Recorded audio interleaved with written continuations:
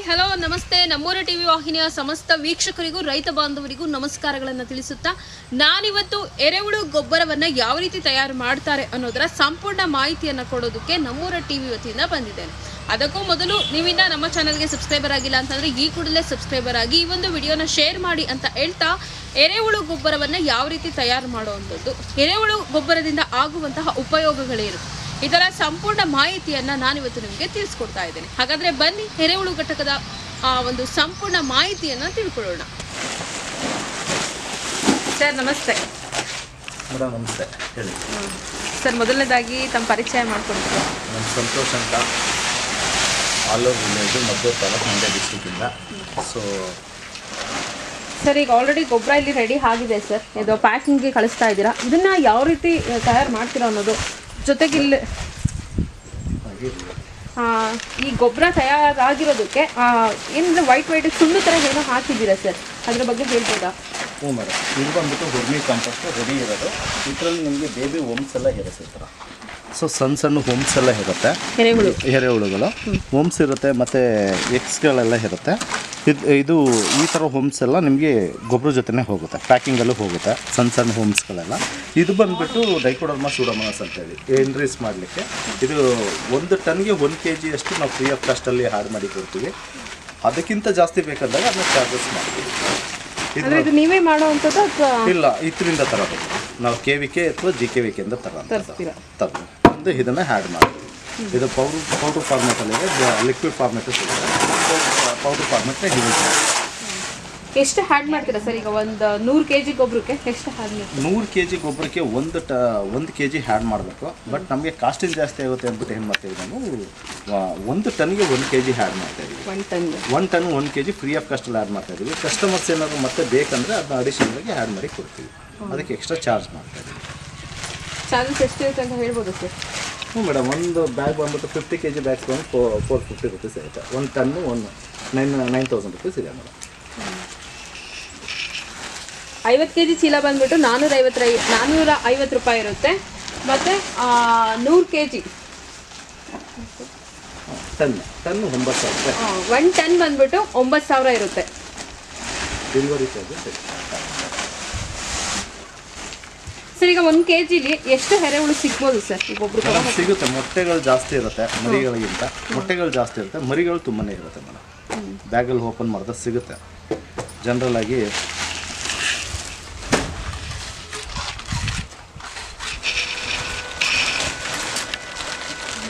Sir all over Karnataka delivery ಇದೆಯಾ sir? ಇದೆ madam, ಇಲ್ಲೆಲ್ಲ ಇದೆ. ಈ ಥರ ಸಣ್ಣ ಎರೆಹುಳುಗಳು ಈ ಥರದ್ದೆಲ್ಲ ಇರುತ್ತೆ. ಈ ಥರದ್ದೆಲ್ಲ ಪ್ಯಾಕಿಂಗಲ್ಲಿ ಬರುತ್ತೆ. ಈ ಥರ ಎರೆಹುಳುಗಳೆಲ್ಲ ಬರುತ್ತೆ.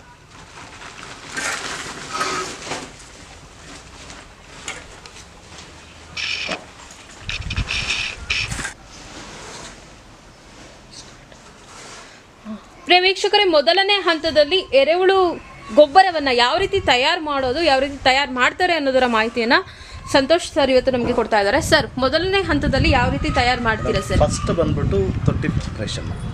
ನಾವು ಯೂಸಲ್ಲಿ ತೊಟ್ಟಿ ಮೆಥಡಲ್ಲಿ ಮಾಡ್ತಾಯಿದ್ದೀವಿ. ತೊಟ್ಟಿ ಮೆಜರ್ಮೆಂಟ್ ಬಂದ್ಬಿಟ್ಟು ಇದು 300 ಫೀಟ್ ವಿಡ್ತ್ ಇದೆ, ಲೆಂತ್ ಬಂದ್ಬಿಟ್ಟು 30 ಫೀಟ್ ಇದೆ. ಸೊ ಡೆಪ್ತ್ ಬಂದ್ಬಿಟ್ಟು 3 ಫೀಟ್ ಇದೆ. ಸೊ ಇದು ಒಂದು ತೊಟ್ಟಿ ಮೆಜರ್ಮೆಂಟು. ಮತ್ತು ಇಲ್ಲಿ ನೋಡ್ಬೋದು, ಹೋಲಿಂದ ಹೋಲ್, ಒಂದು ತೊಟ್ಟಿಯಿಂದ ಇನ್ನೊಂದು ತೊಟ್ಟಿಗೆ ಹೋಲ್ ಮಾಡಿದ್ದೀವಿ. ಅದು ಬಂದ್ಬಿಟ್ಟು ಎರೆಹುಳುಗಳು ಒಂದು ತೊಟ್ಟಿಯಿಂದ ಇನ್ನೊಂದು ತೊಟ್ಟಿ ಪಾಸ್ ಆಗಲಿಕ್ಕೆ ಅಂತ ಮಾಡಿರೋದು. ಜೊತೆಗೆ ನೀರು ಏನಾದರೂ ಈ ತೊಟ್ಟಿ ಓವರ್ಫ್ಲೋ ಆಯ್ತು ಅಂದರೆ ಪಕ್ಕ ತೊಟ್ಟಿಗೂ ಹೋಗುತ್ತೆ. ಎರಡೂ ಯೂಸ್ ಇದೆ. ಒಂದು ನೀರು ಪಾಸ್ ಆಗುತ್ತೆ, ಇನ್ನೊಂದು ಬಂದ್ಬಿಟ್ಟು ಎರೆಹುಳುಗಳು ಒಂದು ತೊಟ್ಟಿಯಿಂದ ಇನ್ನೊಂದು ತೊಟ್ಟಿ ಪಾಸ್ ಆಗಲಿಕ್ಕೆ ಹೋಲ್ಗಳನ್ನ ಬಿಟ್ಟಿದ್ದೀವಿ. ಸೊ ಇದು ಬಂದ್ಬಿಟ್ಟು ರಾ ಮೆಟೀರಿಯಲ್.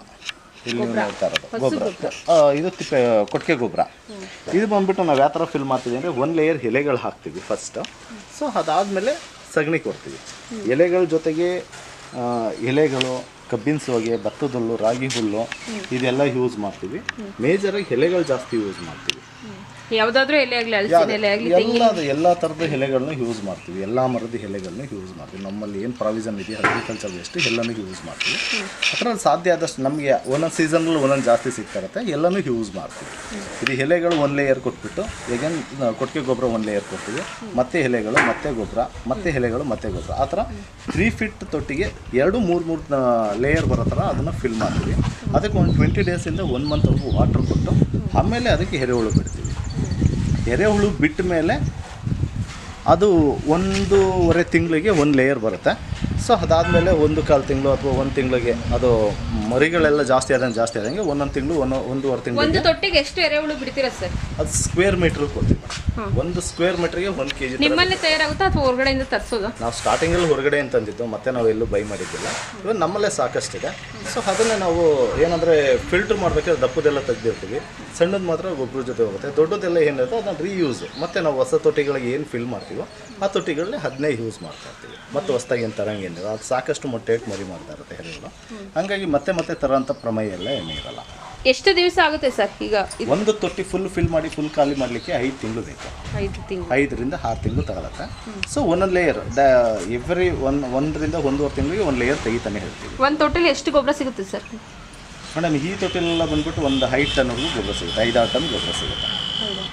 ಸರ್ ಬರೀ ಸೀಮೆ ಹಸು ಸಗಣಿ ಅಷ್ಟೇನಾ? ಮೇಕೆ, ಕುರಿ ಎಲ್ಲದೂ ಯೂಸ್ ಮಾಡ್ತೀವಿ. ಹಸುದಿರುತ್ತೆ, ಕುರಿದಿರುತ್ತೆ, ಎಮ್ಮೆದಿರುತ್ತೆ, ಮೇಕೆದಿರುತ್ತೆ, ಎಲ್ಲದೂ ಇರುತ್ತೆ, ಎಲ್ಲ ಮಿಕ್ಸಲ್ಲೇ ಇರುತ್ತೆ. ಸೊ ಇವಾಗ ಒಂದು ಮನೆಯಲ್ಲಿ 2 ಕುರಿ ಸಾಕಿರ್ತಾರೆ, 4 ಹಸು ಸಾಕಿರ್ತಾರೆ, ಅವರೆಲ್ಲ ತಂದು ಸಪ್ರೇಟಾಗಿ. ಸಗಣಿ ನೀವು ಹೊರಗಡೆಯಿಂದ ತಿಪ್ಪೆ ಗೊಬ್ಬರ ತರಿಸೋದಾ? ಹೌದು ಮೇಡಮ್, ಎಲ್ಲ ನಮ್ಮ ಒಂದು 2-3 ವಿಲೇಜಿಂದ ನಾವು ಬೈ ಮಾಡ್ತೀವಿ. ರೆಗ್ಯುಲರು ನಮಗೆ ಬರ್ತಾರೆ ಒಂದಷ್ಟು ಜನ ಕಸ್ಟಮರ್ಸ್, ಹಾಗೆ ಫಾರ್ಮರ್ಸ್ ಹತ್ರ ನಾವು ರೆಗ್ಯುಲರು ಬೈ ಮಾಡ್ತೀವಿ. ಇದನ್ನು ತಂದು ಎಷ್ಟು ದಿವಸ ಆಗಿದೆ ಸರ್? ಇದು ತಂದು ಇವಾಗ ಒಂದು ವಾರಕ್ಕಿಂತ ಜಾಸ್ತಿ ಆಗಿದೆ, 15 ದಿನ. ಇನ್ನೂ ಎಷ್ಟು ದಿವಸ ಇದನ್ನು ಹಾಕಬೇಕು? ಅದನ್ನು ಲೇಬರ್ ಪ್ರಾಬ್ಲಮ್ ಇದೆ, ಹಾಗಾಗಿ ಲೇಟ್ ಆಗ್ತದೆ. ಎಲ್ಲರೂ ಇಷ್ಟು ಫಿಲ್ ಮಾಡಿರ್ತಾ ಇದ್ವಿ, ಫಿಲ್ ಮಾಡಿಬಿಟ್ರೆ ವಾಟ್ರ್ ಕೊಡ್ತಾ ಇದ್ವಿ.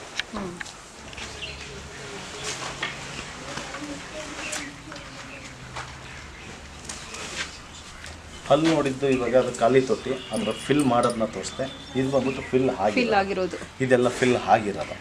ಇದೆಲ್ಲ ಫಿಲ್ ಆಗಿ ಒಂದು 20 ಡೇಸ್ ಅಷ್ಟು ಆಗಿದೆ, 1 ಮಂತ್ವರೆಗೂ ಆಗಿದೆ. ಇದರಲ್ಲಿ ಎರೆಹುಳು ಬಿಟ್ಟು ಇವಾಗ ಇಲ್ಲ ನಿಮಗೆ ಒಂದು 2-3 ಇಂಚು ಗೊಬ್ಬರ ರೆಡಿ ಇರುತ್ತೆ, ಒಂದು 3-4 ಇಂಚುವರೆಗೂ ರೆಡಿ ಇದೆ. ಇದೆಲ್ಲ ರೆಡಿ ಇರೋಂಥ ಗೊಬ್ಬರ ಎರೆಹುಳು ಇದಾವೆ ಸರ್? ಈಗ ಇದೆ ಮೇಡಮ್, ಇಲ್ಲೆಲ್ಲ ಇದೆ ನೋಡಿ, ಇಲ್ಲಿವರೆಗೂ ರೆಡಿ ಇದೆ. ಅದರಿಂದ ಕೆಳಗಡೆಗೆ ಹೋದರೆ ನಿಮಗೆ ಸಗಣಿ ಸಿಗುತ್ತೆ.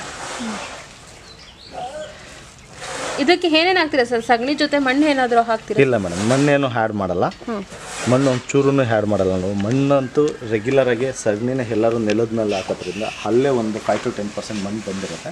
ನಾವು ಅಡಿಷನಲಾಗಿ ಏನು ಮಣ್ಣು ಹ್ಯಾಡ್ ಮಾಡಲ್ಲ. ಸೊ ಸಗಣಿ ಜೊತೆಗೆ ಎಲೆಗಳು ಬಾಳೆದಿಂಡ ಹಾಕ್ತೀವಿ, ಎಲೆಗಳು ಬಾಳೆದಿಂಡೆ, ಕಬ್ಬಿನ ಸೌಗೆ, ಭತ್ತದ ರಾಗಿ ಹುಲ್ಲು ಹ್ಯಾಡ್ ಮಾಡ್ತೀವಿ. ಇದನ್ನೇನು ಹ್ಯಾಡ್ ಮಾಡಲ್ಲ. ಇದನ್ನು ಫಿಲ್ ಮಾಡ್ಬೇಕಾದ್ರೆ ಒಂದ್ಸರಿ ಫಿಲ್ಟ್ರ್ ಮಾಡ್ತೀವಿ ನಾವು ರೆಗ್ಯುಲರಾಗಿ, ಯಾಕೆಂದರೆ ಆ ಥರ ಪ್ಲಾಸ್ಟಿಕ್ಸ್ ಇರುತ್ತೆ, ದೊಡ್ಡ ದೊಡ್ಡ ಕಡ್ಡಿಗಳಿರುತ್ತೆ ಸಗಣಿ ಜೊತೆ. ಹಂಗಾಗಿ ಏನು ಮಾಡ್ತೀವಿ, ಒಂದ್ಸರಿ ಫಿಲ್ ಮಾಡಿ ಹಾಕ್ತೀವಿ. ಎಷ್ಟು ತಿಂಗಳಾಗಿದೆ ಸರ್ ಈಗ ಆಲ್ರೆಡಿ? ಇದು ಬಂದ್ಬಿಟ್ಟು 1 ತಿಂಗಳಾಗಿದೆ, ಒಂದು 20ರಿಂದ 1 ತಿಂಗಳಾಗಿದೆ. ಇನ್ನೂ ಎಷ್ಟು ದಿವಸ ಇರಬೇಕು ಇಲ್ಲಿ? ಇಲ್ಲಿ ಏನಿಲ್ಲ, ಇವಾಗ 1 ಲೇಯರ್ ತೆಗಿತೀವಿ, ಒಂದು 15 ಡೇಸಲ್ಲಿ 1 ಲೇಯರ್ ತೆಗಿತೀವಿ. ಅದು ಎತ್ಕೊಳ್ಳಿ ಸರ್ ಕೈ. ಎರೆಹುಳು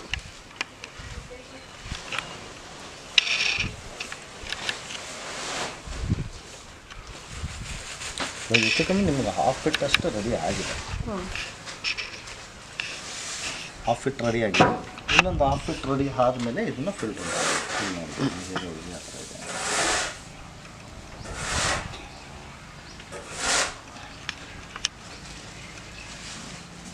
ಇದೆ ಮೇಡಮ್. 50% ಅಂದರೆ ತೊಟ್ಟಿ ಫುಲ್ ರೆಡಿ ಇಲ್ಲ, ಒಂದು 1/2 ಫೀಟ್ ಅಷ್ಟೇ ರೆಡಿ ಇದೆ. ಮತ್ತೆ ಒಂದು ಏನಂತಂದರೆ ಎರೆಹುಳು ಎಲ್ಲೇ ತಿಂದ್ರೂ ಹಿಕ್ಕೆ ತಂದ್ಬಿಟ್ಟು ಮೇಲೇ ಇರುತ್ತೆ. ಯಾವಾಗಲೂ ನಮಗೆ ಮೇಲ್ಗಡೆ ಲೇಯರೇ ಕಲೆಕ್ಟ್ ಮಾಡ್ತಾರೆ, ಕೆಳಗಡೆ ಎರೆಹುಳು ತಿನ್ನುತ್ತೆ, ಮತ್ತೆ ನಮ್ಮ ಮೇಲ್ಗಡೆ ಹಿಕ್ಕೆ ಇಡುತ್ತೆ. ಸೊ ಹಿಕ್ಕೆ ಇಟ್ಟಿದ್ದು ಹಿಕ್ಕನ್ನು ಕಲೆಕ್ಟ್ ಮಾಡ್ಕೊಳ್ತೀವಿ. 1-1.5 ತಿಂಗಳಿಗೆ ಒಂದ್ಸರಿ ತೆಗಿತಾ ಇರ್ತೀವಿ. ಮತ್ತು ಎರೆಹುಳು ಕೆಳಗಡೆ ಹೋಗುತ್ತೆ, ತಿನ್ನುತ್ತೆ. ಮತ್ತು ಒಂದ್ಸರಿ ಫಿಲ್ ಮಾಡಿದ್ಮೇಲೆ ಅದು ಫುಲ್ಲು ತಿಂದು ಖಾಲಿ ಮಾಡೋವರೆಗೂ ಮತ್ತೆ ಏನು ಫಿಲ್ ಮಾಡಲ್ಲ. ಇದಕ್ಕೆ ಒಂದ್ಸರಿ ಏನು ಒಂದು ಫಿಟ್ನ ಏನು ನಾವು ಕುಟ್ಟಿಗೆ ಗೊಬ್ಬರ ಎಲೆಗಳೆಲ್ಲ ಹಾಕಿ ಫಿಲ್ ಮಾಡ್ತೀವೋ ಅದಷ್ಟೇ. ಅದಾದಮೇಲೆ ಮತ್ತೆ ಏನೂ ಕೊಡಲ್ಲ, ಇದಕ್ಕೆ ವಾಟ್ರ್ ಅಷ್ಟೇ ಕೊಡ್ತಾ ಇರ್ತೀವಿ. ಎಷ್ಟು ದಿವಸಕ್ಕೆ ಒಂದ್ಸತಿ ನೀರು ಕೊಡ್ತೀರಾ ಸರ್? ಇದಕ್ಕೆ ನಮ್ಮದು ಶೆಡ್ ಎಲ್ಲ ಇರೋದ್ರಿಂದ ಬಂದ್ಬಿಟ್ಟು ನಾವು ವೀಕ್ಲಿ ಒನ್ಸ್ ಕೊಡ್ತೀವಿ. ಮತ್ತು ಇವಾಗ ಬೇಸಿಗೆ ಇರೋದ್ರಿಂದ ಒಂದು ಸ್ವಲ್ಪ 4 ದಿನಕ್ಕೆ 5 ದಿನಕ್ಕೆ ಕೊಡ್ತೀವಿ, ಇಲ್ಲಾಂದ್ರೆ ವೀಕ್ಲಿ ಒನ್ಸ್ ಕೊಡ್ತೀವಿ. ಸರ್ ಇದಕ್ಕೇನು ಬೇರೆ ಅಂದರೆ ಯೂಸ್ ಮಾಡಲ್ಲ? ಈಗ ಅಲ್ಲಿ ಏನೋ ಒಂದು ಇದನ್ನು ಹಾಕಿದ್ರ ಅಲ್ಲಿ ಡೈಕೋಡರ್ಮಾ ಸುಡೋಮನ್ಸ್ ಎಲ್ಲ ಹ್ಯಾಡ್ ಮಾಡ್ತೀವಿ, ಇಲ್ಲೇನೂ ಹ್ಯಾಡ್ ಮಾಡಲ್ಲ. ಇದು ಪ್ಯೂರ್ ನಾಟಿಯಾಗಿ ಗೊಬ್ಬರನ ತಯಾರು ಮಾಡೋದು ರೆಡಿ ಮಾಡ್ತೀವಿ. ಸೊ ಅದಾದಮೇಲೆ ಎನ್ರಿಚ್ಗೋಸ್ಕರ ನಾವು ಡೈಕೋಡರ್ಮಾ ಸುಡೋಮನ್ಸ್ನ ಹ್ಯಾಡ್ ಮಾಡ್ತೀವಿ. ಸರ್ ಅಂದರೆ ಈಗ ರೈತರುಗಳು ನೇರವಾಗಿ ನಿಮ್ಮ ಹತ್ರನೇ ಬಂದು ತೊಗೊಳೋರಿಗೆ ಏನೇನಂದ್ರೆ ಅವ್ರಿಗೆ ಏನೇನು ಹೇಳ್ತೀರಾ ಸರ್, ಯಾವ ರೀತಿ ಗೊಬ್ಬರ ಕೊಡ್ತೀರಾ ಅನ್ನೋದ್ರ ಬಗ್ಗೆ ಮಾಹಿತಿ ಕೊಡೋದಾದರೆ? ಮೇಡಮ್, ಗೊಬ್ಬರ ಚೆನ್ನಾಗಿದೆ, ಕೆಮಿಕಲ್ ಯೂಸ್ ಮಾಡಿ, ಕೆಮಿಕಲಿಂದ ಹೊರಗಡೆ ಬನ್ನಿ, ಆರ್ಗ್ಯಾನಿಕ್ನ ಯೂಸ್ ಮಾಡಿ. ಸೊ ಎರೆಹುಳು ಗೊಬ್ಬರ ಯೂಸ್ ಮಾಡಿದ್ರೆ ಭೂಮಿ ಫಲವತ್ತತೆ ಜಾಸ್ತಿ ಆಗುತ್ತೆ, ನಿಮ್ಮ ಗಿಡ ಚೆನ್ನಾಗಿರುತ್ತೆ, ಹೆಲ್ತಿಯಾಗಿರ್ತೀರ. ಯಾವುದೇ ಥರದ ಕೆಮಿಕಲ್ ಅಲ್ಲ ಇದು, ಹೆಲ್ತಿಯಾಗಿರ್ತೀರ. ಜೊತೆಗೆ ಅಲ್ಲಿಂದ ಬಂದುಬಿಟ್ಟು ನೀವು ತಿನ್ನೋಂಥ ಫುಡ್ಡಲ್ಲಿ ಕೆಮಿಕಲ್ ಫ್ರೀಯಾಗಿ ಫುಡ್ ತಿನ್ನಿ. ಯಾವುದೇ ತೋಟಕ್ಕೆ ಬೇಕಾದರೂ ನಿಮ್ಮ ಗೊಬ್ಬರ ತೊಗೊಂಡೋಗಿ ಯೂಸ್ ಮಾಡಿ. ಒಂದು ಸಣ್ಣ ಹೂವಿನ ಗಿಡದಿಂದ ದೊಡ್ಡ ಮರದವರೆಗೂ ಕೊಡೋದು. ಇವಾಗ ಯೂರಿಯಾನೋ DAPನೋ ಒಂದು ಸ್ವಲ್ಪ ಜಾಸ್ತಿ ಕೊಟ್ಟರೆ ಗಿಡ ಸುತ್ತಾಗೋಂಥ ಚಾನ್ಸಸ್ ಇರುತ್ತೆ. ಬಟ್ ವರ್ಮಿ ಕಾಂಪೋಸ್ಟ್ನ ಜಾಸ್ತಿ ಕೊಟ್ಟರೆ ಗಿಡ ಏನು ಸುತ್ತಾಗಲ್ಲ. 1 kg ಹಾಕೋ ಜಾಗದಲ್ಲಿ 2 kg ಹಾಕಿದ್ರೆ ಗಿಡ ಸುತ್ತಾಗಲ್ಲ. ಸೊ ಗಿಡ ಚೆನ್ನಾಗೇ ಇರುತ್ತೆ. ಸರ್, ಇವತ್ತಿನ ದಿನಗಳಲ್ಲೆಲ್ಲ ಅಂದರೆ ಆದಾಯ ಜಾಸ್ತಿ ಬರಬೇಕು, ಇಳುವರಿ ಜಾಸ್ತಿ ಬರಬೇಕು, ಬೇಗ ಅಂದರೆ ಫಸಲು ಬರಬೇಕು ಅನ್ನೋ ಕಾರಣಕ್ಕೋಸ್ಕರ ಜಾಸ್ತಿ ರಾಸಾಯನಿಕ ಗೊಬ್ಬರಗಳ ಬಳಕೆಯನ್ನು ಜಾಸ್ತಿ ಮಾಡ್ತಾ ಇದ್ದಾರೆ. ಕೆಲವೊಂದು ಕಡೆ ಇವತ್ತು ಭೂಮಿಯಲ್ಲಿರುವಂತಹ ಎರೆಹುಳುನು ಕೂಡ ಸಾಕಿ ಮಾರುವಂಥ ಪರಿಸ್ಥಿತಿ ಬಂದಿದೆ ಅಂತಂದರೆ ಅದಕ್ಕೆ ನಮ್ಮ ನಾವೆಗಳೇ ಕಾರಣ ಆಗಿದ್ದೇವೆ ಅಂತ. ಮೇಡಮ್, ಎಲ್ಲರೂ ಕೊಟ್ಟಿಗೆ ಗೊಬ್ಬರನೇ ಯೂಸ್ ಮಾಡಿ, ಕೊಟ್ಟಿಗೆ ಗೊಬ್ಬರನೇ ಯೂಸ್ ಮಾಡ್ತಾರೆ. ಎರೆಹುಳು ಗೊಬ್ಬರ ಯಾರು ಯೂಸಲ್ಲಿ ತುಂಬ ಕಮ್ಮಿ ಜನ ಮಾಡೋದು ಅಂತ ಅಂದ್ಕೊಳ್ತೀನಿ. ನಮ್ಮಲ್ಲಿ ಯಾವಾಗ ಎಲ್ಲರೂ ಕೆಮಿಕಲ್ಗೆ ಹೋದ್ರು, ರಾಸಾಯನಿಕ ಗೊಬ್ಬರಗಳಿಗೆ ಹೋದ್ರು, ಅವಾಗಿಂದ ಕೆಲವೊಂದಷ್ಟು ಜನ ನಾವು ಇಲ್ಲ ಆಗ ಇದು ಆರ್ಗ್ಯಾನಿಕ್ಕಾಗೇ ಬೆಳಿಬೇಕು, ಕೆಮಿಕಲ್ಸ್ ಬೇಡ, ನಮಗೆ ಏನು ರಾಸಾಯನಿಕ ಗೊಬ್ಬರಗಳು ಬೇಡ ಅಂತ ಡಿಸೈಡ್ ಆಗಿ ಒಂದಷ್ಟು ಜನ ಅಂತೂ ಯೂಸ್ ಮಾಡೋದ್ರಿಂದ ಹಾಗಾಗಿ ಮೂಮೆಂಟ್ ಆಗ್ತಾಯಿದೆ. ಇನ್ನೊಂದು ಏನಂತಂದರೆ ತುಂಬ ಜನಕ್ಕೆ ಇದ್ರ ಬಗ್ಗೆ ಅರಿವಿಲ್ಲ. ಎರೆಹುಳು ಗೊಬ್ಬರ ಹಾಕಿದರೆ ಏನಾಗಿರುತ್ತೆ ಅಂತ. ಗಿಡ ತುಂಬ ಚೆನ್ನಾಗಿರುತ್ತೆ, ಯಾವುದೇ ಬೆಳೆಗೆ ಹಾಕಿದ್ರು ತುಂಬ ಚೆನ್ನಾಗಿರುತ್ತೆ. ಸೊ ಇಳುವರಿನೂ ಚೆನ್ನಾಗಿದೆ, ಮತ್ತು ಅವ್ರು ಏನು ಅನ್ಕೊಳ್ತಾರೋ ಅಷ್ಟು ಇಳುವರಿ ಅಂತ ಸಿಗುತ್ತೆ. ಸರ್, ಆರ್ಗ್ಯಾನಿಕ್ ಆಗಿ ಇವತ್ತಿನ ಪರಿಸ್ಥಿತಿಯಲ್ಲಿ, ಇವತ್ತಿನ ವಾತಾವರಣದಲ್ಲಿ ಆರ್ಗ್ಯಾನಿಕ್ ಆಗಿ ಯಾವುದೇ ಒಂದು ಫಸಲನ್ನು ಬೆಳೆದು ಅದರಿಂದ ಆದಾಯ ಪಡ್ಕೊಳ್ಳೋದಕ್ಕೆ ರೈತ ಸಾಧ್ಯನಾ? ಮಾಡ್ಬೋದು. ಈಗ ತುಂಬ ಜನ ಮಾಡ್ತಾವ್ರೆ, ತುಂಬ ಜನ ಪಡೆದವ್ರೆ. ಬಟ್ ಏನಂದರೆ ಸಡನ್ನಾಗಿ ಒಂದೇ ಸರಿ ಹೋದ ತಕ್ಷಣ ಚೇಂಜಸ್ ಅಂತ ಆಗಲ್ಲ, ಸ್ವಲ್ಪ ಟೈಮ್ ತಗೊಳುತ್ತೆ. 1 or 2 days. ಇವಾಗ ಅಷ್ಟು ದಿನ ಭೂಮಿನ ಕೆಮಿಕಲ್ಸ್ ಹಾಕಿ ಬರ್ಡ್ ಮಾಡಿದ್ದಾರೆ. ಇವಾಗ ಸಡನ್ನಾಗಿ ಒಂದೇ ಸರಿ ಅದನ್ನು ಚೇಂಜಸ್ ಆಗಬೇಕಂದ್ರೆ ಆಗಲ್ಲ, ಸ್ವಲ್ಪ ಟೈಮ್ ತಗೊಳುತ್ತೆ. ಆ ಟೈಮ್ ತಗೊಂಡ್ಮೇಲೆ ಆ ರಿಸಲ್ಟ್ ಅಂತ ಸಿಗುತ್ತೆ. ಇವಾಗ ಫಾರ್ ಎಕ್ಸಾಂಪಲ್ ಇವಾಗ ಇಂಗ್ಲೀಷ್ ಮೆಡಿಸಿನ್ ಸಡನ್ ನಾಟಿ ಮೆಡಿಸಿನ್ಸ್ ಬಂದರೆ ಅಡ್ಜಸ್ಟ್ ಆಗಲ್ಲ, ಟೈಮ್ ತಗೊಳುತ್ತೆ. ಆ ಟೈಮ್ ತಗೊಂಡ್ಮೇಲೆ ಅದು ಅವ್ರಿಗೆ ಇದೇ ಅಡ್ಜಸ್ಟ್ ಆಗುತ್ತೆ, ಅದಕ್ಕಿಂತ ಇದು ಬೆಟರ್ ಅಂತ ಅನಿಸುತ್ತೆ. ಆ ಥರ ಚೇಂಜಸ್ ಅಂತೂ ಆಗುತ್ತೆ. ಸರ್, ರೈತರು ತಮ್ಮ ತೋಟದಲ್ಲಿ ಈ ಗೊಬ್ಬರವನ್ನು ತಯಾರು ಮಾಡ್ಕೋಬೋದು ಸರ್? ಮಾಡ್ಕೋಬೋದು ಮೇಡಮ್. ಅವ್ರದ್ದೇ ತೋಟಕ್ಕೆ ಆರಾಮಾಗಿ ಅವ್ರದ್ದೇ ಒಂದು ಸಣ್ಣ ತೊಟ್ಟಿ ಏನಾದ್ರು ಮಾಡ್ಕೊಂಡು ಆರಾಮಾಗಿ ಮಾಡ್ಬೋದು. ಬಟ್ ಜನಕ್ಕೆ ಯಾರಿಗೂ ಟೈಮ್ ಇಲ್ಲ, ಪೇಷನ್ಸ್ ಇಲ್ಲ, ಅಷ್ಟೊಂದು ಪೇಷನ್ಸ್ ಇಲ್ಲ. ಇವಾಗ ಎಲ್ಲರಿಗೂ ಮನೆಯಿಂದ ಅಡುಗೆ ಮಾಡಿ ತಿನ್ನೋಕ್ಕಾಗಲ್ಲ, ಹೋಟ್ಲಿಗೆ ತಿನ್ನೋಕ್ಕೆ ಟೈಮ್ ಇಲ್ಲ ಅಂತ ಸ್ವಿಗ್ಗಿ ಝೊಮ್ಯಾಟೊ ಇದೆ. ಸೊ ಆ ಪರಿಸ್ಥಿತಿಯಲ್ಲಿ ಇದೀವಿ ನಾವು. ಹಾಗಾಗಿ ಎಲ್ಲರೂ ಇಷ್ಟು ಟೈಮ್ ಕೊಟ್ಟು ಮಾಡಲ್ಲ. ಮೇಜರಾಗಿ ಏನಂತಂದರೆ ಇದಕ್ಕೆ ವೆಯ್ಟ್ ಇಂಪ್ರೂವ್ ಜಾಸ್ತಿ ಇದೆ. ಇವಾಗ ಒಂದು ತೊಟ್ಟಿ ಫಿಲ್ ಮಾಡಿಬಿಟ್ಟು ಇದನ್ನು ಫುಲ್ ಖಾಲಿ ಮಾಡ್ಲಿಕ್ಕೆ 6 ತಿಂಗಳು ಬೇಕು ಅಂತ ತಕ್ಷಣ ಇಷ್ಟು ದಿನ ಇದೆಯಾ, ಇಷ್ಟು ದಿನ ವೆಯ್ಟ್ ಎಲ್ಲ ಮಾಡಲಿಕ್ಕಾಗಲ್ಲ. ಇವತ್ತಿನ ಬಿಸ್ನೆಸ್ ಎಲ್ಲ ಏನಂದರೆ ಇವತ್ತು ಇನ್ವೆಸ್ಟ್ಮೆಂಟ್ ಮಾಡಬೇಕು, ನಾಳೆಗೋ ಅಥವಾ 1 ತಿಂಗಳಿಗೆ, ಮ್ಯಾಕ್ಸ್ ಅಂದರೆ 1 ತಿಂಗಳು ವೆಯ್ಟ್ ಮಾಡಬೇಕು, ಅಷ್ಟರೊಳಗಡೆ ರೀಫಂಡ್ ಆಗಬೇಕು. ಇದೆಲ್ಲ ಆ ಥರ ಅಲ್ಲ, ಇದಕ್ಕೆಲ್ಲ ಟೈಮ್ ಡ್ಯೂರೇಷನ್ ಜಾಸ್ತಿ ಇದೆ. ಸೊ ಹಾಗಾಗಿ ತುಂಬ ಜನ ಇದಕ್ಕೆ ಬರೋಲ್ಲ, ಟೈಮ್ ಜಾಸ್ತಿ ತಗೊಳತ್ತೆ. ಇವತ್ತು ಇನ್ವೆಸ್ಟ್ಮೆಂಟ್ ಮಾಡಿ 6 ತಿಂಗಳು ಕಾಯಬೇಕು ಅಂದರೆ ಎಲ್ಲರೂ ಯೋಚನೆ ಮಾಡ್ತಾರೆ. ನಮ್ಮದು 2 ಯೂನಿಟ್ ಇದೆ, 2 ಯೂನಿಟಲ್ಲೂ ಪ್ರೊಡಕ್ಷನ್ ರನ್ನಿಂಗಲ್ಲಿದೆ. ಫಸ್ಟ್ 1 ಯೂನಿಟ್ ಸ್ಟಾರ್ಟ್ ಮಾಡಿದ್ದು. 1 ಯೂನಿಟ್ ಸ್ಟಾರ್ಟ್ ಮಾಡಿದಾಗ ಏನಾಗುತ್ತೆ, ನಮಗೆ 8 ತೊಟ್ಟಿಗಳಷ್ಟೇ ಇರ್ತವೆ ಇಲ್ಲಿ. ಸೊ ಆರ್ಡರ್ಸ್ ಜಾಸ್ತಿ ಆದಮೇಲೆ ಏನು ಮಾಡಿದ್ವಿ, ಇನ್ನೊಂದು ಯೂನಿಟ್ ಮಾಡಿದ್ವಿ. ಸೊ ಮತ್ತೆ ಆರ್ಡರ್ಸ್ ಏನು ಜಾಸ್ತಿ ಆದಮೇಲೆ ಮತ್ತೆ ಇದನ್ನು ಇನ್ನೂ ದೊಡ್ಡದು ಮಾಡಿದ್ವಿ. Sir, all over Karnataka delivery ಇದೆಯಾ ಸರ್? ಎಲ್ಲರಿಗೂ ಕೊಡ್ತಾ ಇದ್ದೀವಿ, ಆಲ್ ಓವರ್ ಕರ್ನಾಟಕ ಕೊಡ್ತಾ ಇದ್ದೀವಿ. But delivery charges extra delivery charges ಕೊಡಬೇಕು. ಯಾಕೆಂದರೆ ಯಾರಿಗೆ ಎಷ್ಟು ರಿಕ್ವೈರ್ಮೆಂಟ್ ಇರುತ್ತೆ ಅನ್ನೋದು ಗೊತ್ತಿರಲ್ಲ. ಒಬ್ಬರಿಗೆ ಸ್ಮಾಲ್ ಕ್ವಾಂಟಿಟಿ ಬೇಕಾಗುತ್ತೆ, ಒಬ್ಬರಿಗೆ ಬಿಗ್ ಕ್ವಾಂಟಿಟಿ ಬೇಕಾಗಿರುತ್ತೆ. ಬಟ್ ಡಿಸ್ಟೆನ್ಸ್ ಜಾಸ್ತಿ ಇದ್ದಾಗ ನಾವು ಇಷ್ಟು ಮೂಟೆ ತೊಗೊಂಡ್ರೆ ಇಷ್ಟು ಅಂತ ಏನಾದರೂ ಇದೆಯಾ ಸರ್? ಇಲ್ಲ, ಎಲ್ಲರಿಗೂ ಒಂದೇ ಪ್ರೈಸ್. 1 ಬ್ಯಾಗ್ ತಗೋದ್ರು ಅದೇ ಪ್ರೈಸ್ಗೆ ಕೊಡ್ತೀವಿ, 100 ಬ್ಯಾಗ್ ತಗೋದ್ರು ಅದೇ ಪ್ರೈಸ್ಗೆ. ಡೆಲಿವರಿ ಬಗ್ಗೆ ಡೆಲಿವರಿ ಫ್ರೀ ಏನು ಕೊಡಲ್ಲ. ಯಾಕೆಂದರೆ ತುಂಬ ದೂರದಿಂದ ಬಂದುಬಿಟ್ಟು ಇವಾಗ ಹುಬ್ಳಿಗೋ ಧಾರವಾಡಕ್ಕೋ ನನಗೆ ಜಾಸ್ತಿ ಬೇಕು, ಫ್ರೀ ಆಫ್ ಡೆಲಿವರಿ ಕೊಡಿ ಅಂತಂದರೆ 2 ರೂಪೀಸೇ ಹೋಗ್ತಾಗುತ್ತೆ ಹೆಚ್ಚು ಟ್ರಾನ್ಸ್ಪೋರ್ಟೇಷನ್ಗೆ. ಸೊ ಹಾಗಾಗಿ ಅದು ವರ್ಕೌಟ್ ಮಾಡಲಿಕ್ಕೆ ಆಗಲ್ಲ, ಹಾಗಾಗಿ ಫ್ರೀ ಡೆಲಿವರಿ ಇಲ್ಲ.